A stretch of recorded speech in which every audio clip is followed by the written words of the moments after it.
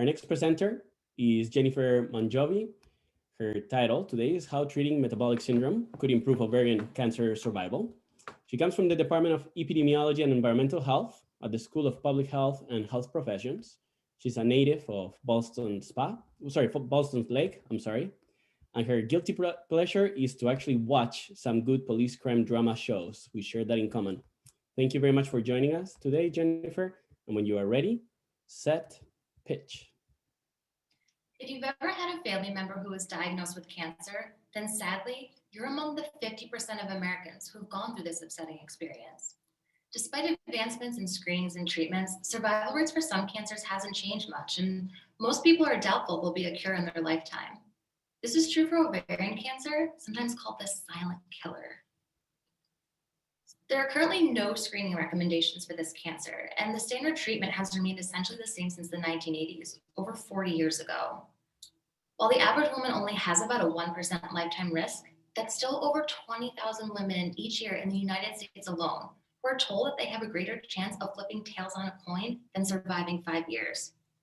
Survival is much higher when catching this cancer at an earlier stage, but symptoms aren't typically experienced until later stages and are non-specific, like weight loss or feeling bloated.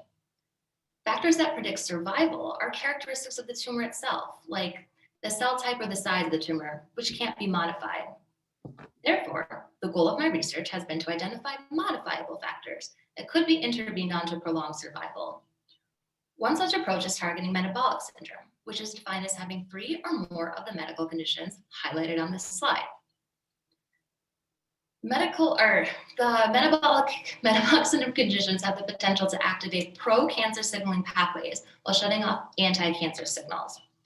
So far, what we do know about this is that metabolic syndrome has been found to have a negative effect on treatment outcomes in several other cancers.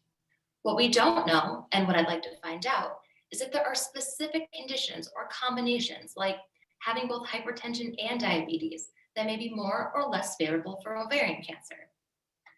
To answer this question, my dissertation is focused on statistical analyses to identify combinations of risk factors associated with survival, specifically looking at metabolic syndrome conditions and related medications among women with ovarian cancer. Because we know that these conditions can be modified through diet, exercise, and medication use, it is possible that these same strategies could be applied to improve ovarian cancer survival.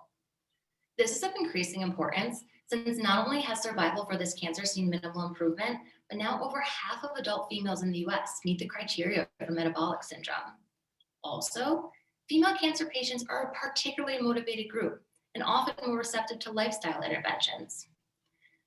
Simple lifestyle changes for healthier living or the repurposing of existing medications may have the potential to provide safe and non-invasive strategies to complement existing treatments, like those from the 1980s.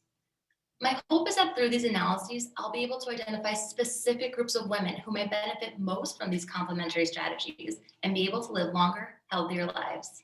Thank you.